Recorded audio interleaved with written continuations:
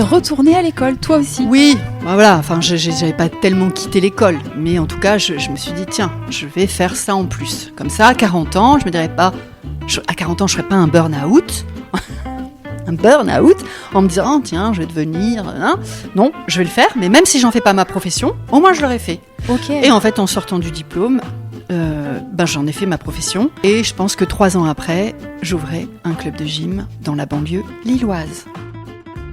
Ok. C'est pas facile pour moi, faut pas croire qu'à chaque fois tout ce que je fais, parce qu'on a l'impression peut-être qu'on ne voit que le côté qui brille, le côté de la réussite. Ouais. Parce que oui, aussi peut-être par les réseaux sociaux, en général, je montre effectivement tout ce qui m'arrive de chouette. Mais derrière tout ça, Oui. j'y suis toujours allée avec la trouille au ventre. Ok. Mais, enfin, c'est drôle ce que je veux dire, parce que je dis j'ai la trouille au ventre, mais en même temps j'ai pas peur. Waouh. C'est bizarre ce que je dis, non ? Alors en C'est fait, débile. pour moi, non, c'est pas du tout débile. Pour moi, c'est pas du tout bizarre. Et en fait, c'est comme s'il y avait toujours une sorte de paradoxe ou d'ambiguïté quand il y a des choses profondes qui sont en train de se passer. Tu sais, ça me fait penser à cette image de l'alchimiste qui est en train, dans son alambic, de faire ses potions, qui est en train de transformer quelque chose d'important. Il se creuse le ciboulot, c'est compliqué, il essaye plein de trucs. Et en même temps, ça fait processer. On ne sait pas trop comment ça va se transformer au final quand ça va sortir de ce qu'on appelle le bec de cygne. Est-ce que ça va être de l'or ou autre chose ? Mais l'important, c'est de le faire, quoi.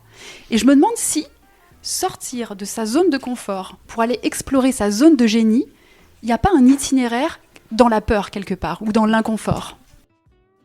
Et puis un jour, je me dis, faudrait que je refasse quand même du podcast parce que j'adore ça, puisqu'il faut savoir que chez Decathlon, j'ai ouvert 3 chaînes de podcasts. Donc, Ah podcast, ouais, c'est d'accord. ça date pas d'hier dans ma vie.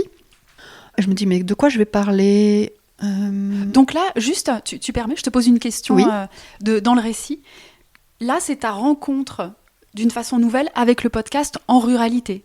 C'est-à-dire Oui. que tu faisais déjà du podcast avant. Oui. Et en fait, moi, j'étais en train de me demander comment t'en es arrivée à créer ce podcast, Les Nouvelles Filles de la C'est Campagne. ce que je vais te dire maintenant. Génial. Formidable. Donc, je suis là, je finis mon bad trip, là, hop, je me dis, bon, tiens, je vais faire un podcast pour moi, parce que j'adore ça, c'est ma passion dans la vie. Et je me dis, mais de quoi je vais parler ? Je sais une chose, c'est que ça sera autour des femmes, parce que pour moi, les femmes, c'est, voilà, enfin, je sais pas, c'est comme ça vient de moi. Oui, Voilà. ça a l'air d'être quelque chose de très organique Oui, et viscéral très quand on t'entend. viscéral. Ouais, ok. Donc, ce sera les femmes, mais de quoi hein ? Et puis un jour, je suis sur le marché de Jumillac, le Grand, un dimanche matin. Et là, je vois Lisa, je vois Bertie, je vois Lulu, je vois Cathy, je vois ces femmes. Et malgré tout, je savais que sur le territoire, il y avait quand même beaucoup de femmes qui venaient d'ailleurs, qui avaient réorganisé, reconstruit leur vie, etc., etc. Ouais. Et en fait, donc je suis là, je suis sur le marché et je les vois. Et je me dis, mais en fait, c'est elle mon sujet. Ça t'a fait comme ça. Ouais, Waouh. comme ça. Ah, Pouf. je te vois, je vois vraiment l'image. Mais moi, je la vois encore, l'image. Hein. Ah ouais, j'imagine. Mm. Et pour les personnes qui connaissent pas Jumillac le Grand, Ouais. enfin, c'est quand même une ville dans laquelle c'est drôle parce qu'il y a un château d'alchimistes.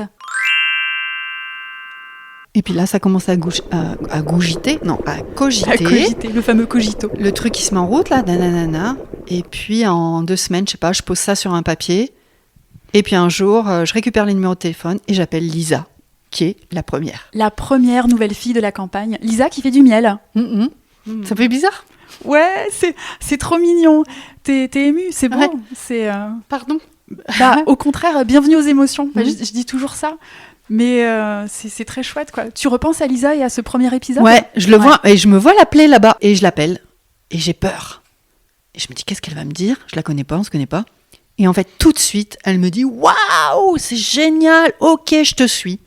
Trop contente. Et en fait, bah voilà, ça démarre avec Lisa et Lisa me dit il faut que tu appelles Sophie, faut que tu appelles Lulu, et bam bam bam.